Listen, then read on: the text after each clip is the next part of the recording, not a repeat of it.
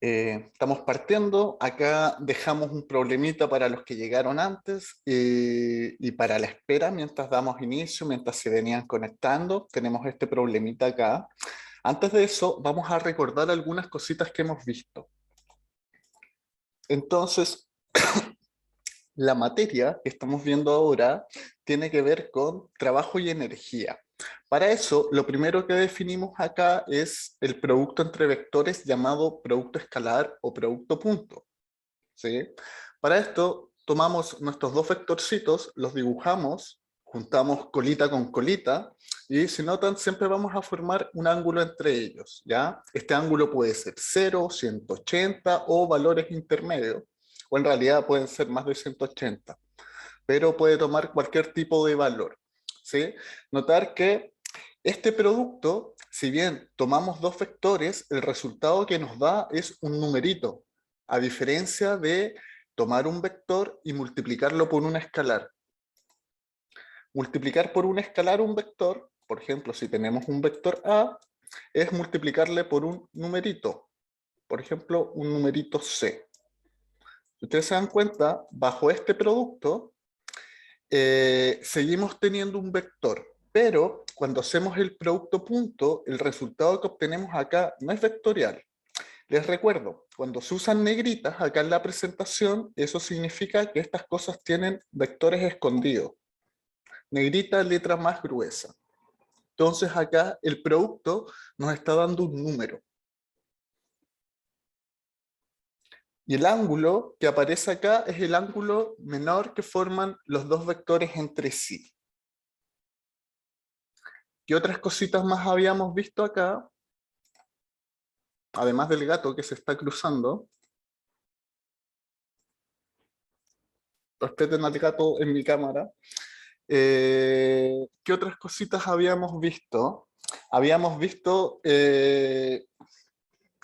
algunas cosas como la regla del producto que es conmutativo. Es decir, no me importa el orden si yo multiplico primero A, luego B, o primero B, o luego A. Ya la representación gráfica es la misma. No, este gato sabe mucho, Alejandro. Antiguamente los metían en cajas. No sé si han escuchado el gato de Schrödinger. Ahora los cuidamos más. Además, este producto obedece leyes de distribución, ¿ya? Que es lo que está expresado por acá. O sea, preserva las mismas reglas que esperaríamos bajo un producto de números reales o de números naturales, ¿sí? Y esta cosita es muy importante y siempre hay que recordar, cuando nuestros vectores los escribamos en términos de nuestras componentes itongo, jotatongo, catongo, lo que llamamos los vectores unitarios, esos vectorcitos bajo el producto punto van a obedecer estas reglas, ¿sí? Si mis vectores unitarios son iguales, el producto me va a dar 1 en la parte vectorial, y si no son iguales, se apuntan en direcciones de 90 grados diferentes, esto me va a dar un 0. Notar que hay un caso en el que el producto acá me puede dar -1, que sería el caso donde yo tome un vector unitario negativo y le haga el producto punto con un vector unitario positivo. En ese caso acá voy a tener un -1. Recordar que estas cositas, si nosotros definimos un sistema de referencia, por simplicidad, acá lo voy a dibujar en dos dimensiones. Este es nuestro eje X, este es nuestro eje Y. Nuestros vectores unitarios, respectivamente, vamos a tener acá un vectorcito. A ojo, esto vamos a decir que vale 1. Este es nuestro vector itongo. Y voy a dibujar acá con otro color, azul, el j-tongo. Notar que en nuestro producto punto, acá se forman 90 grados y vamos a tener un coseno. Nuestra definición era A punto B. Esto, si tenemos dos vectores definidos de esta manera, y el resultado de esto nos daba la magnitud de A, la magnitud de B, y el coseno del ángulo que forman entre estos dos vectores. Si nos vamos acá al diagrama en nuestro sistema de referencia, siempre que tomemos producto de vectores unitarios o cantidades que se puedan representar en términos de estos vectores unitarios, si tenemos un producto I por J, esto forma automáticamente 90 grados y el coseno de 90 va a dar 0. Por lo tanto, por eso esto siempre se va a cumplir. Y si tenemos vectores que son paralelos, el ángulo que van a formar es 0. Si yo tomara I punto I, el coseno sería 0 y eso me daría 1. Por lo tanto, estos vectores, como tienen magnitud 1, el resultado va a ser 1. En cambio, si tomamos producto de nuestro vector itongo con uno menos itongo, que apuntaría hacia la izquierda, pero con magnitud 1, el resultado daría menos 1. Y en general lo que les decía, cualquier vectorcito, nosotros siempre lo vamos a poder escribir en términos de sus vectores unitarios. Por lo tanto, este producto es más simple de lo que uno piensa. Si uno lo escribe en términos de componentes unitarios, este producto es muy fácil de evaluar. Hasta acá, chiquillos, ¿alguna duda respecto al producto punto?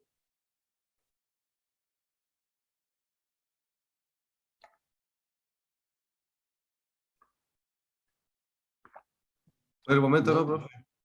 ¿No? Ya, genial. Oye, Espero que estén masterizados ya en esta parte. Borramos acá un poquito y continuamos acá. Luego de eso, nosotros habíamos definido el concepto de trabajo. Y este concepto de trabajo lo definíamos en términos del producto escalar, que involucraba el producto entre la fuerza y un vector desplazamiento. ¿Cómo entendíamos esto? Como que estábamos aplicando una fuerza y mientras aplicábamos esa fuerza, el objeto realizaba un desplazamiento. ¿Sí? La fuerza tiene una cierta dirección, el desplazamiento tiene otra dirección. Notar que esto es desplazamiento y es un vector, no es la distancia recorrida, sino que nos junta el punto de inicio con el punto final. Por lo tanto, habíamos definido de esta manera el trabajo y por otra parte, después nos habíamos adelantado un poquito más y habíamos definido una cantidad que se llamaba energía cinética.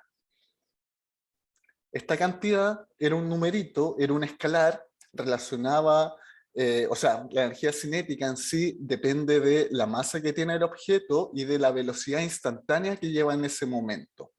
Tanto el trabajo como esta energía cinética se miden en las mismas unidades, que vamos a llamarlas unidades de trabajo, y esto se denota con una letra J y se llama Joule. ¿Y cómo conectábamos el trabajo con la energía cinética? A través del teorema trabajo y energía. Esto lo demostramos la clase anterior. Si es que no lo han visto, por favor revisar la clase anterior, el videíto, donde obteníamos esta expresión.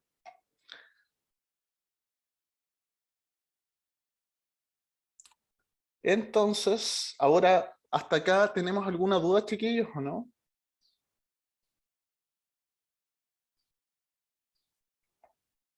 No, profe, todo claro. Ya. A lo largo de la clase anterior, y puede que las dos anteriores, hemos estado trabajando acá con fuerzas que son constantes. Por lo tanto, este producto, acá, esto es un numerito con una dirección solamente. No depende de nada.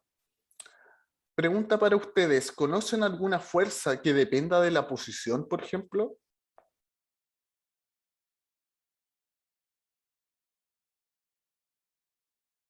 ¿el torque? Pero el torque no es una fuerza. Ah, ya. El torque lleva fuerza en su definición.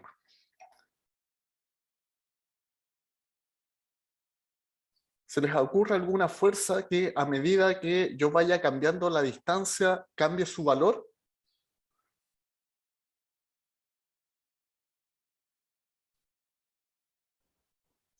¿Qué pasa, por ejemplo, con un imán?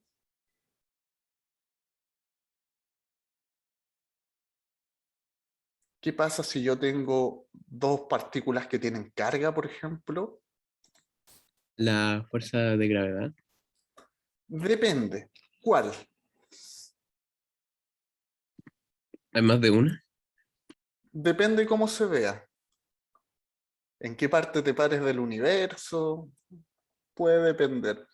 Si estás sobre la superficie de la Tierra, ¿cuánto vale no sé, la fuerza de gravedad para alguien que tiene masa m.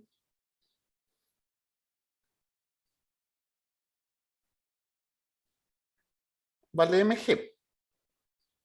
Pero si estamos ya, no sé, en la Luna, ya estos valores van a empezar a cambiar porque la fuerza de gravedad depende de la distancia que tienen dos objetos. ¿Ya? ¿Qué otro ejemplo tenemos? ¿Conocen cómo es la fuerza de un resorte?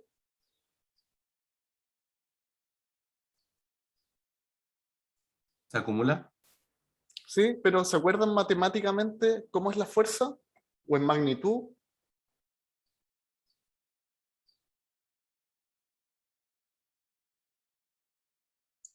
Se desencadena así como negativamente hacia la dirección de la fuerza aplicada, ¿no? Sí. No sé, quizás lo voy a anotar acá. FDR como fuerza de resorte. ¿Ya? No sé si les suena. Menos K por delta X. ¿La han visto? Y por acá hay como una parte vectorial. Debería ser esto como Itongo. ¿Le es familiar esa expresión o no? Una Me constante del suena. resorte y un desplazamiento chiquitito. Bueno, el objetivo de esta parte solamente era expresar de que esta fuerza podría ser constante, podría tomar el mismo valor. Por ejemplo, usted tiene una cajita y le pega un tirón. Uno más o menos podría estar manejando ahí una fuerza constante, pero podría eventualmente haber fuerzas que dependen de la posición, como es la fuerza de un resorte, o por ejemplo, si tuviésemos la Tierra y tuviésemos algún objeto por acá, una nave espacial, por ejemplo, y esto está orbitando, también va a existir una fuerza que depende acá de, de la distancia. Por ejemplo, imagínense que esta masa viene cayendo, es un, no sé, un asteroide, un cometa, alguna cosa así. Esta cosa que mató a los dinosaurios.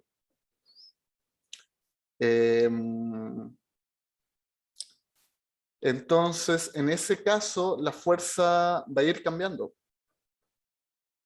¿Sí?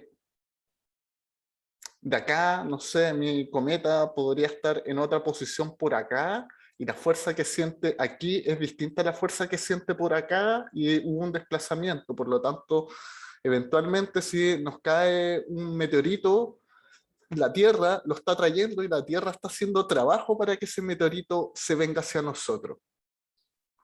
¿Se entiende, no? Lo que quiero graficar es que hay que tener cuidado acá. Si es que esto es constante o no es constante. Si es constante, este producto lo podemos tomar de manera directa. Si no es constante, vamos a ver algunos truquitos un ratito más. Me interesa por ahora que sepan de que esta expresión eventualmente puede cambiar dependiendo si esto es constante o no es constante. ¿Ya? Por ahora estamos trabajando con fuerzas constantes, pero en un ratito más nos vamos a salir de ese marco. Entonces, volvemos acá al problemita inicial que les había planteado. Entonces acá tenemos un cuerpo de masa de 1 kilogramo que se mueve con velocidad de magnitud V0, actúa este valor de fuerza y el carrito experimenta este desplazamiento. Pregunta, ¿esta fuerza es constante o es variable?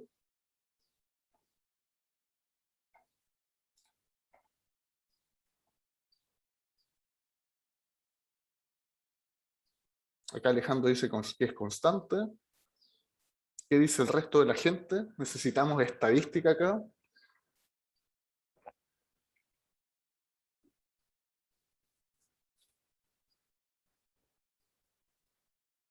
Ya, entonces si es que acá Diego igual dice que es constante, si esto es constante, vamos a tener que el trabajo, permiso gato para abajo, el producto punto que tenemos que tomar entonces es el producto de F punto acá el desplazamiento, y esto vectorialmente vamos a tener 4 y tongo menos 3 catongo Esto es la fuerza, esto está en Newton, y producto punto voy a anotar acá así grueso el producto punto, con este vector que vale 2i más j más 2k. Y esto en metros. Pregunta para ustedes. ¿Es necesario que yo realice los 6 productos que hay acá? ¿O esto lo puedo acortar y hacerlo mucho más rápido? 6 productos sería multiplicar 4 y tongo por 2i, después por j, después por 2k, y después tomar menos 3k, multiplicarlo por 2i, por j, por 2k.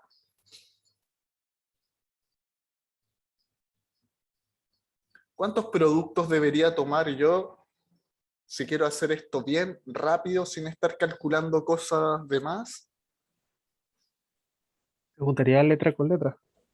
Y con I, Letra junto con con J y letra. así. Sabemos que cualquier cosa como i.j es igual a j.k y esto es igual a k.i y esto nos va a dar 0. O sea, cualquier producto cruzado de componentes no nos va a contribuir. Por lo tanto, las únicas que van a ser no nulas en este producto es tomar 4i con 2i y tomar las cosas que llevan k. 3k con el 2k de acá. Por lo tanto, este producto me daría 4 por 2, me daría 8. Y por este otro lado tendría menos 3k por 2k que me daría menos 6. Y este resultado me tiene que dar en joules, que sería newton por metro. Por lo tanto, acá obtengo 2 joules. Hasta acá, chiquillos, ¿alguna duda? Y esto es un numerito, no es un vector.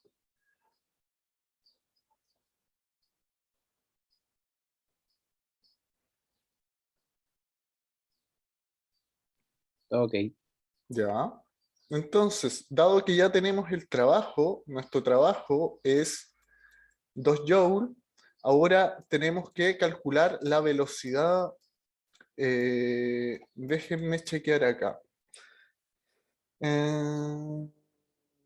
Esta velocidad es como la velocidad final, después de que hicimos el desplazamiento. Y originalmente esta cosa tenía una velocidad 0. Por lo tanto, ahora vamos a utilizar el teorema trabajo y energía. Según el teorema, esto tiene que ser igual a mi energía cinética final menos mi energía cinética inicial, considerando instantes iniciales y finales como el inicio del desplazamiento y el final del desplazamiento.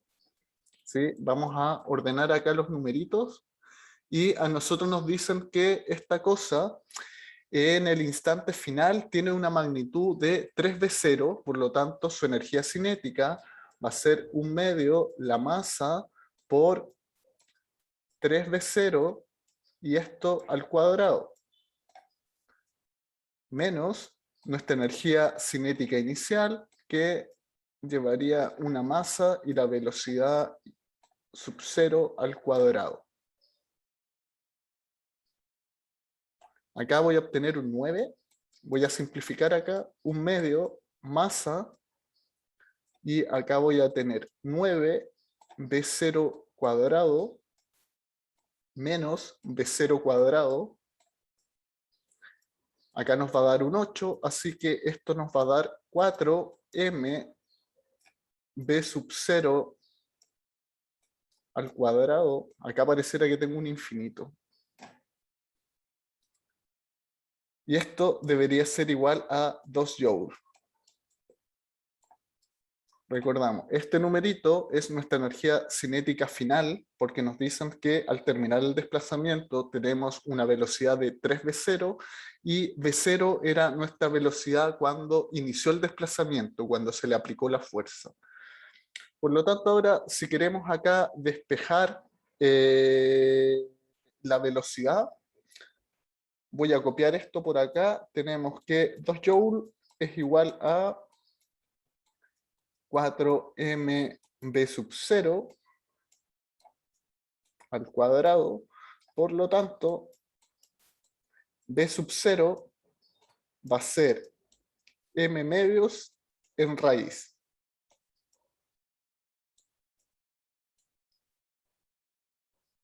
¿Sí? Obviamente acá hay unidades involucradas. Acá hay un joule.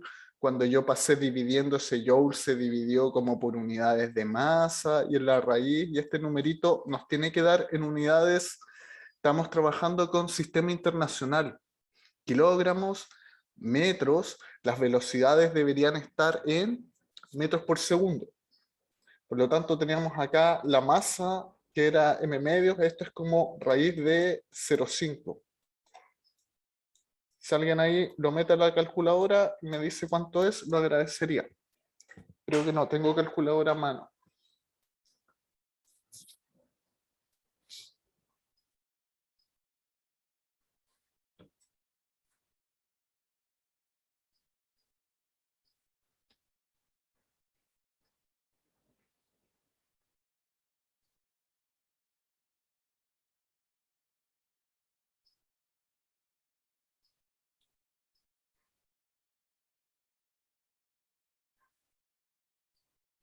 Da 0,7.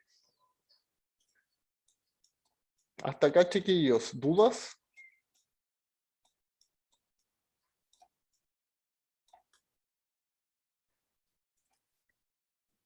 Estoy analizándolo el ejercicio todavía, profe. Ya, entonces, de manera rápida, tomamos nuestros vectores acá de la manera en la que están. Primero nos fijamos si es que la fuerza con la que trabajamos es constante o no. En este caso es constante, podemos aplicar directamente esta definición. Acá no hay mayor misterio, hacemos el producto de los vectores unitarios. En general siempre vamos a multiplicar I con I, J con J, K con K, que son los únicos productos unitarios que son 1 o menos 1. Cualquier producto unitario cruzado, I.J, J.K, K.I, o la parte simétrica, que sería cambiar el orden, siempre nos va a dar 0. Por lo tanto, acá obtuvimos 2 joules. Y ahora, en virtud del teorema trabajo y energía, el teorema nos dice que el trabajo que hace la fuerza externa tiene que ver con la energía cinética final del objeto menos la inicial. Entonces, con eso y con la definición de las velocidades que nos daban del problema, podemos despejar el valor de la velocidad. Y ese valor vale 0,7 metros por segundo.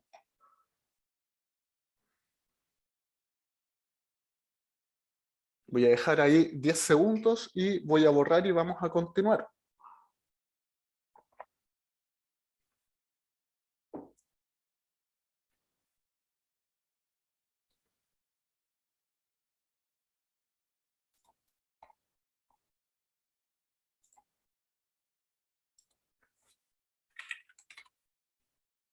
Nos vamos a ir acá al Paint.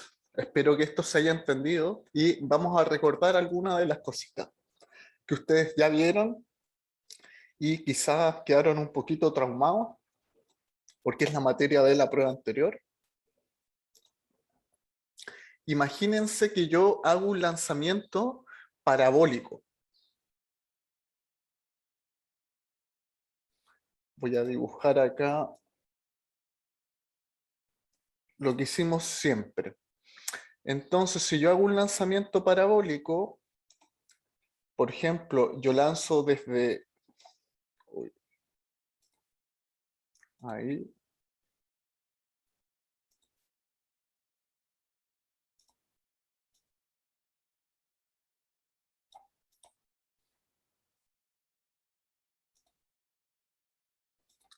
Si yo hago un lanzamiento, acá sí. Y este es mi vector de desplazamiento, por ejemplo.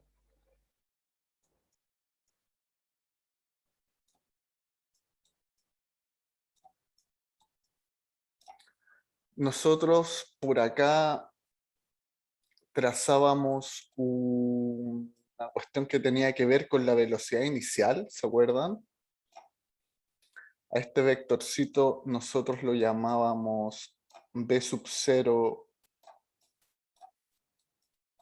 por delta t. Y por acá abajo teníamos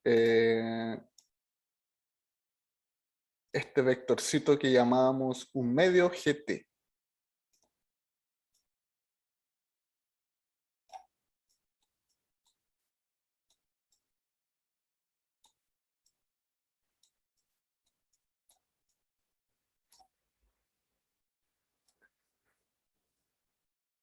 Ya, pregunta, si yo tuviese que hacerle un diagrama de cuerpo libre, acá yo, no sé, pateé una pelota, por ejemplo. El problemita de la prueba, yo quería que acá sea el gol. Acá teníamos el hoyito. Pregunta, ¿hacia dónde, cuántas fuerzas hay? Primero que todo, acá en este proceso. Pensemos que hay una pelota, sobre la pelota. ¿Cuántas fuerzas se están aplicando?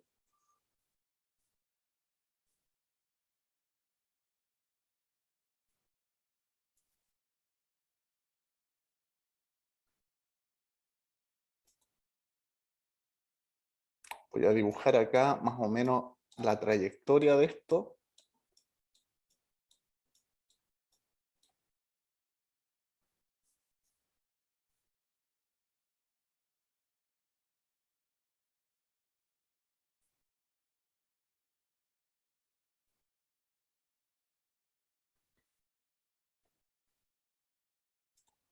La grabación.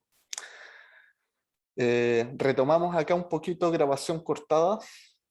Estábamos viendo acá, analizando cómo podemos reescribir este coseno de alfa más pi medios, y utilizando acá en Wikipedia, nos vamos a los teoremas de suma, diferencias de ángulo, encontramos que la suma del coseno se puede explicar como la multiplicación individual de los ángulos en coseno, y este signo más que nos aparece acá en la fórmula se va a reflejar en un signo menos para los términos que vienen después.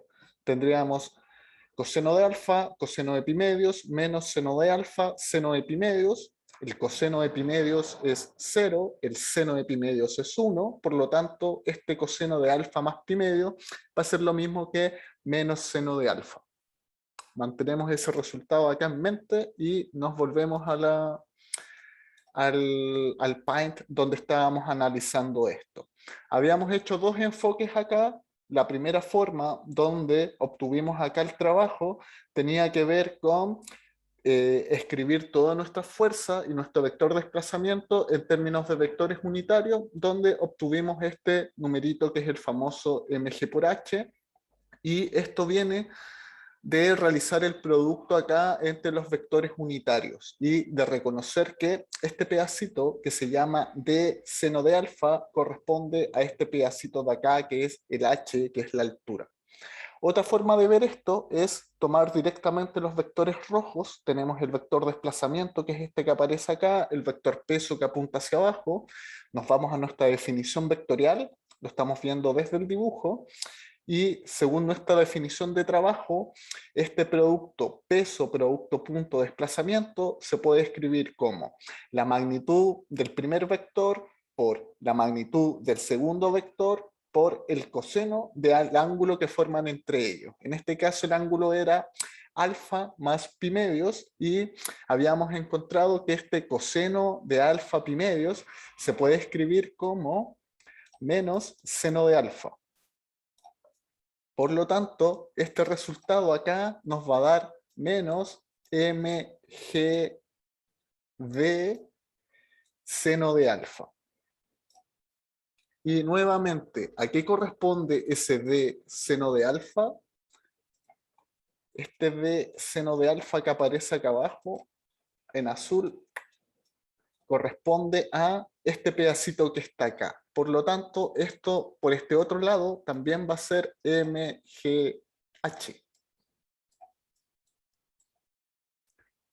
Resultados idénticos, métodos levemente diferentes. ¿Se entiende o no?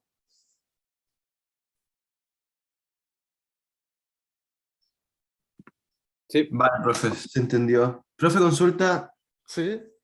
Entonces, hipotéticamente, siempre nos estaría dando como la formulita esa del coseno más menos los dos con el alfa y el beta, Como, de nuevo, que siempre deberíamos llegar deberíamos tener sí o sí como esta parte que se pueda realizar, como el coseno por los dos. si te das cuenta, el camino 2 que yo usé es más complicado. Si Así, bien parte de la definición, acá es muy fácil que se enreden al intentar escribir el coseno como, o les puede pasar con un seno, ¿ya? Si usted se quiere evitar todo eso, mejor escribirlo en términos de los vectores unitarios, ¿ya? Mostramos acá dos esquemas, el que le sea más simple a usted. Si usted se peina en trigonometría y quiere ser más elegante para estas cosas, use este, ¿ya? Pero eso tiene la consecuencia que usted tiene que estar seguro de sus definiciones de la suma de los ángulos en un coseno, la resta, y lo mismo para el seno. Si no, es probable que se pueda equivocar acá, que le aparezca en vez de un seno, quizás un signo más, o un coseno. Entonces, para evitar eso, busca algún camino que sea más seguro, ¿ya? O intente trabajar siempre con los dos. En algunos casos, uno va a ser más simple que el otro.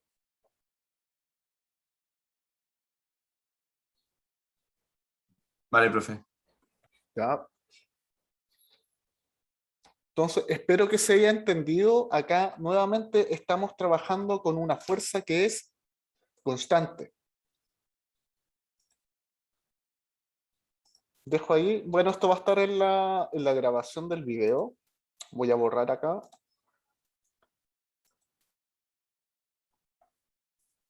Y ahora los voy a poner en otra situación. Imagínense que yo les había comentado que si yo tengo un resorte, por ejemplo, acá yo tengo una pared, imagínense acá el resorte, ahí está en posición de equilibrio. ¿Ya? Esta cosa acá está quieta, pero si yo esta cosita la muevo un poquito para acá, la pongo por acá, acá hay un desplazamiento X, ¿sí? ¿Hacia dónde me tirará la fuerza? Si yo paso de la posición de equilibrio, acá voy a poner, no sé, X igual a 0, y yo la tiro hacia la derecha, ¿hacia dónde va a tirar la fuerza? Hacia I, ¿no? Hacia Y es hacia arriba. Hacia J. Sorry, profe. Ando Esto es desordenado. X, esto es Y J también es para arriba. Po. Este tenemos Y tongo, acá tenemos J tongo.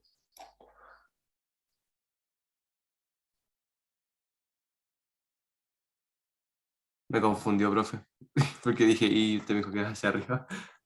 Ah, pero es que El depende eje X. qué ese es Y o Y latina. ¿Ya? Por Sí. eso, yo muevo esto hacia la derecha, mejor habla de izquierda, derecha, arriba, abajo. Si yo tiro esto Ah, hacia ya, la vale. derecha, ¿hacia dónde es el tirón? Quiero pensar que hacia la derecha, pero hay un compa dijo menos I. Entonces, si es menos I, sería hacia la izquierda. Hacia la izquierda. ¿Ya? Habíamos dicho que esta fuerza, lo voy a anotar acá con magnitud. ¿Ya? La fuerza del resorte, no le voy a poner vector, sino numerito. Dijimos que esta cosa es como K, una constante que tiene que ver con el material del resorte por el desplazamiento que acá se está efectuando. Ya en general acá va un signo negativo, pero ese signo negativo a usted les puede dar problema. Ese signo negativo tiene que ver con que yo estiro esta cosa hacia la derecha y las fuerzas hacia la izquierda, o al revés. Si yo la tiro acá en rojito hacia la derecha, mis fuerzas hacia la izquierda. ¿Sí? Entonces, por acá hay un signo menos que me lo estoy bypaseando porque lo puse esto en magnitud. Si yo graficara esto, hiciera la fuerza del resorte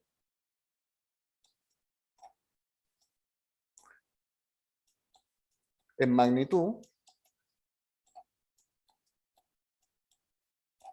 y por acá yo tengo el eje X, ¿cómo sería esta fuerza si yo la graficara? Si yo graficara eso, ¿qué curva estaría dibujando acá?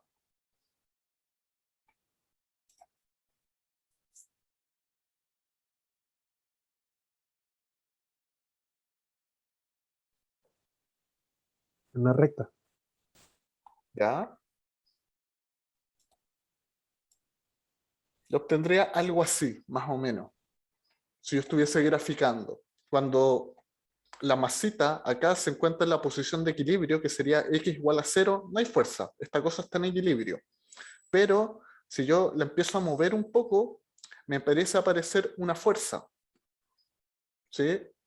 Como habíamos dicho acá, si yo hago un desplazamiento mayor, la fuerza que voy a sentir es mayor, y obviamente acá hay un signo menos que lo estoy escondiendo bajo este valor absoluto. Lo que me interesa es tener esta gráfica.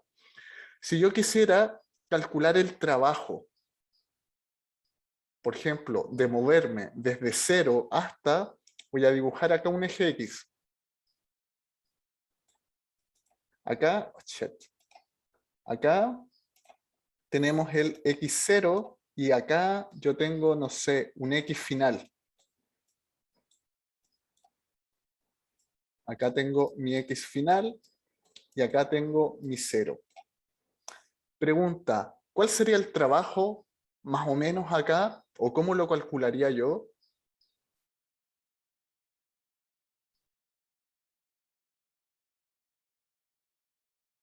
Esto es el resorte. Voy a plantear la pregunta de otra manera. Si yo tengo una fuerza constante, por ejemplo, esta es la situación de este gráfico. Tengo acá mi cajita de masa M y yo a esta cajita le estoy aplicando una fuerza acá, que es constante. Y estoy partiendo acá desde una posición x igual a 0 a una posición x igual final, y mi cajita está por acá. Esto en un tiempo posterior. Y de aquí a acá apliqué esta fuerza F constante. ¿Cómo sería la gráfica acá de F? Dale, Matías. Retírese nomás. Sería una constante, ¿no? ¿Y ahí qué sería acá una constante? ¿Cómo sería mi gráfica?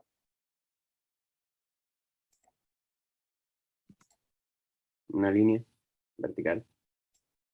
Vertical. Esto es vertical. Perdón, horizontal. Ya, horizontal, para que nunca se te olvide, tiene que ver con el horizonte. Y el horizonte, cuando usted lo mira, es así. ¿Ya? Hack life. Entonces, yo debería esperar esto. Y si yo quiero calcular el trabajo que estoy realizando para mover a esta masa M con una fuerza F constante desde X0 a XF, ¿cómo lo calcularía desde esta gráfica?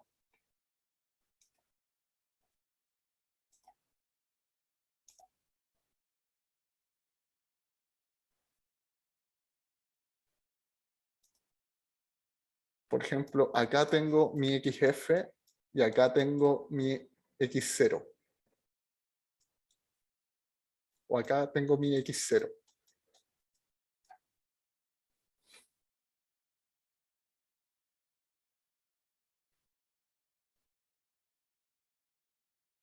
¿Cuánto valdría mi trabajo acá? ¿O cómo lo harían ustedes? ¿O se les ocurre cómo lo harían? Arriba bajo la curva.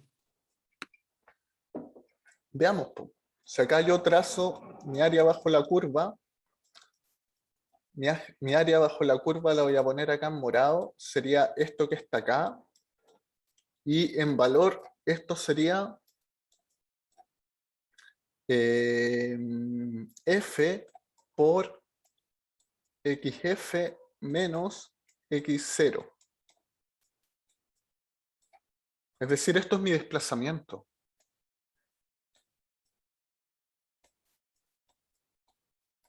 Por lo tanto, se convencen que en este caso de fuerzas constantes, el trabajo va a ser mi área bajo la curva.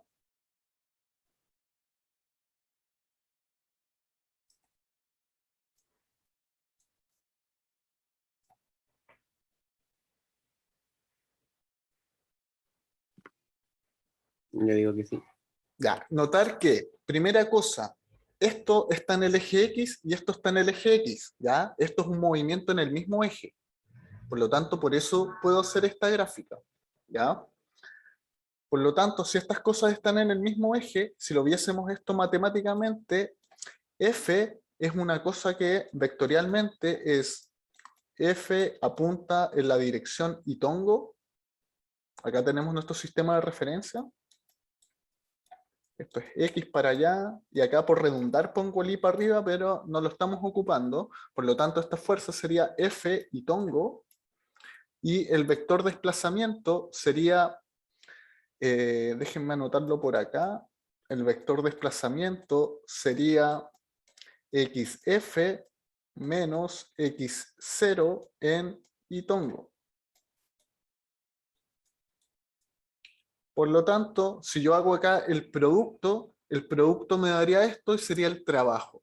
Por lo tanto, en este caso, el área bajo la curva es el trabajo hecho por esta fuerza. Entonces, ahora le pregunto a ustedes, ¿cuál es el trabajo acá que está haciendo la fuerza o cómo la calcularía? En este caso, la fuerza ya no es constante. Va cambiando de valor.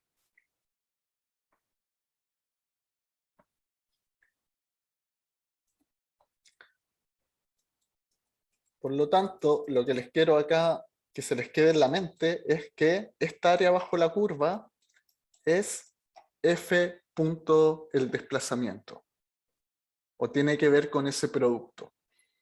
Si esto fuese constante, acá es un rectángulo, acá esta cosa va variando en X, por eso esto tiene como la ecuación de una recta, y su trabajo va a ser el área bajo la curva cuando lo estemos graficando acá respecto a la posición. Casos más complicados, para la gente que sepa integrar, por ejemplo, si yo tuviese una fuerza ahora que es cuadrática en la posición, no sé, una fuerza tipo, lo voy a poner así como proporcional a alfa x cuadrado, alfa positivo,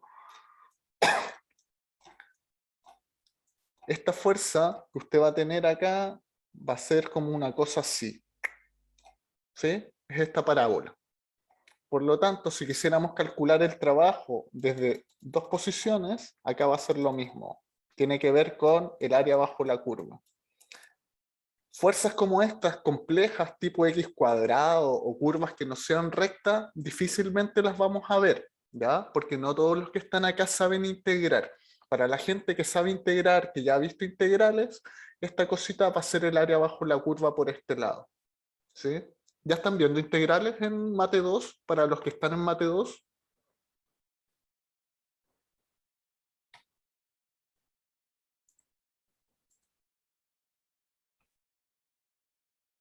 ¿Hay alguien en Mate 2 acá?